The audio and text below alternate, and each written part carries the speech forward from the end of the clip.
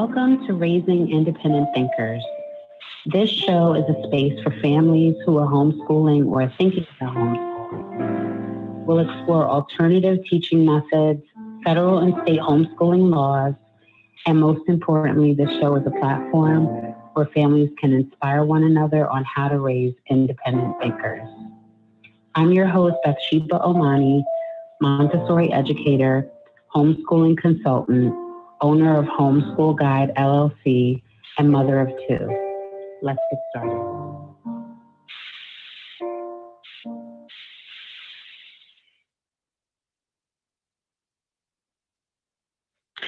Good evening, everyone. This is the Raising Independent Thinkers show with your host, Bathsheba. I hope you all are doing well today. I hope you're having a blessed week, knowing that you're alive and able to breathe in fresh air, move around freely is something to celebrate on a daily basis. You know, I believe we take for granted so many things while we're here. You know, simple things like walking, talking, seeing, tasting, breathing, holding our children and our loved ones. And it's just important that we remind ourselves of all these blessings and acknowledge the blessings each and every day. So for the past 2 weeks, I have been very busy doing some traveling. I had a birthday this past week. Akeem and I took a trip to the Riviera Maya, which is an hour outside of Cancun, Mexico. And we had a wonderful time. The resort that we stayed in did a wonderful job keeping everything like impeccably clean. It was absolutely beautiful. And the nice part about it was it only had like, I believe, 40% occupancy because of the social distancing guidelines. We spent the majority of our time outdoors in the sun.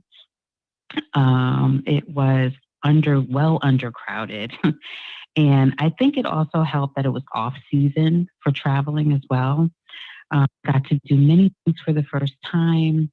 And I truly appreciate Akeem for just making that time special for me and just, you know, making sure that we're safe. And he really put a lot of thought into the trip. So I really do appreciate that. So we definitely both took the time to enjoy each other's company and just care for ourselves. And I'm always telling my adult learners that self-care is so important each and every day. And it doesn't mean spending lots of money, but just doing something that makes you feel good. And that could be going for a walk on a sunny day, taking a long bath, having a glass of wine, reading a good book, but just making time for yourself.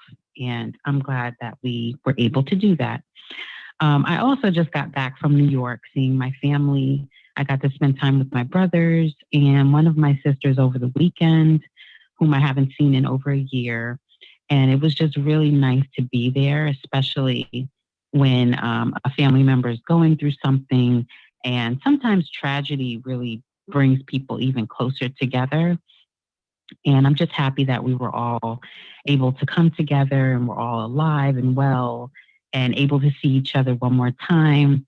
So this week for me was just a reminder to just really appreciate and cherish the times with your loved ones and just keep them close.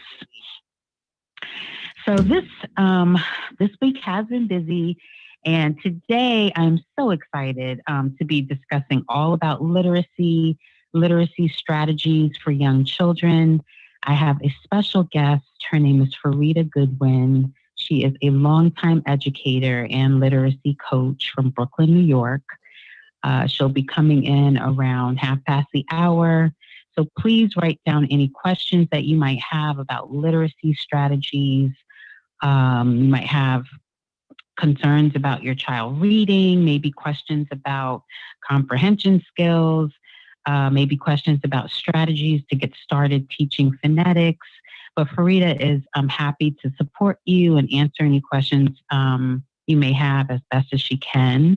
And all you need to do is call in. The number is 425-569-5169.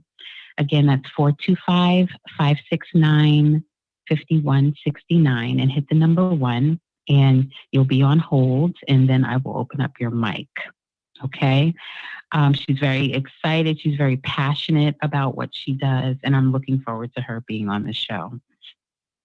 So earlier, I played the TED Talk video called What Reading Slowly Taught Me by Jacqueline Woodson, who was the speaker.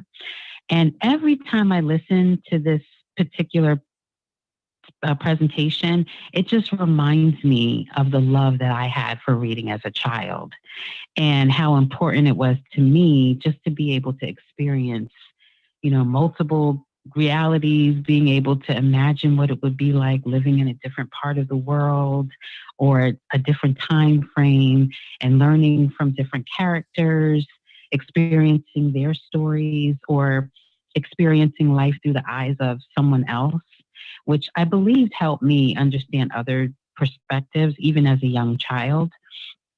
And reading was definitely my comfort as a child.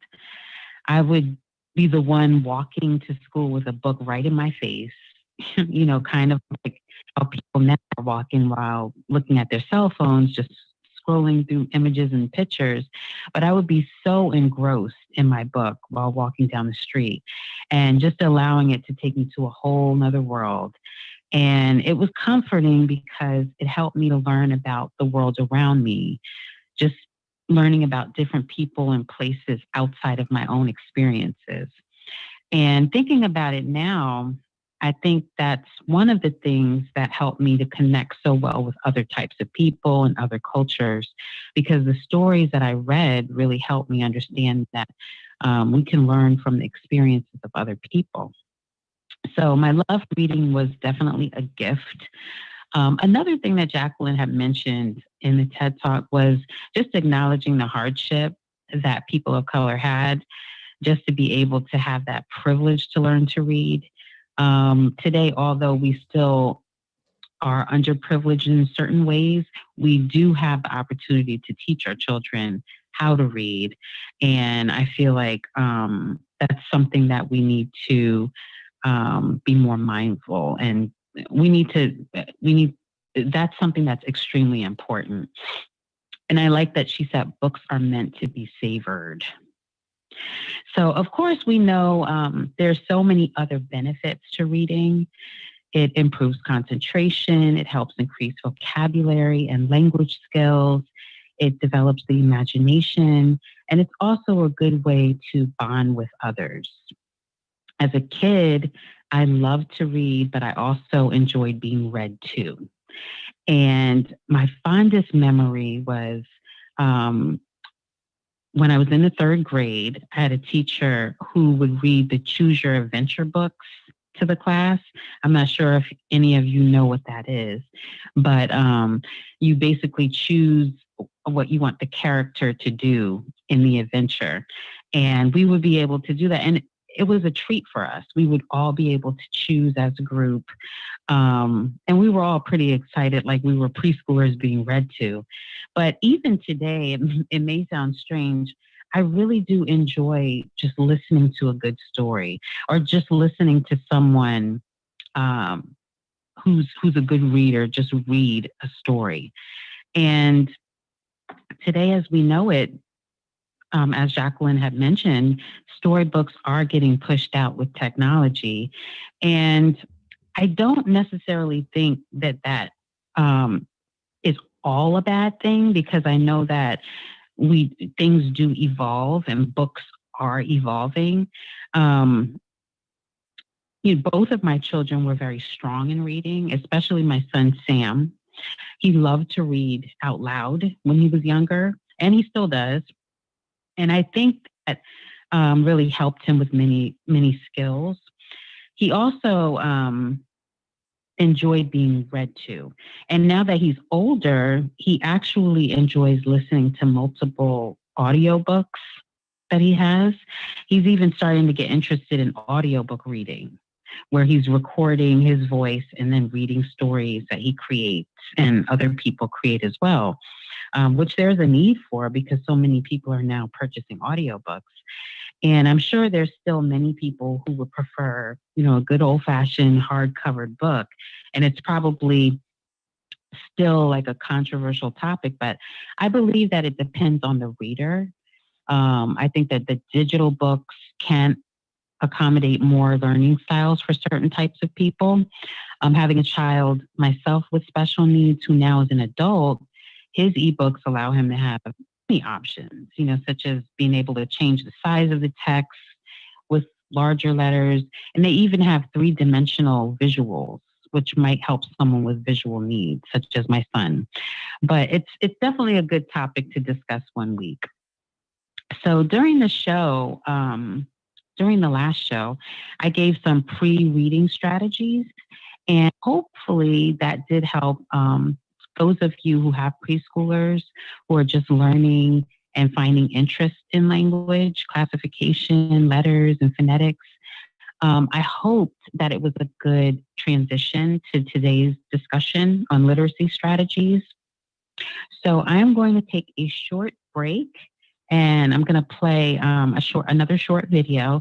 And when I come back, we will hear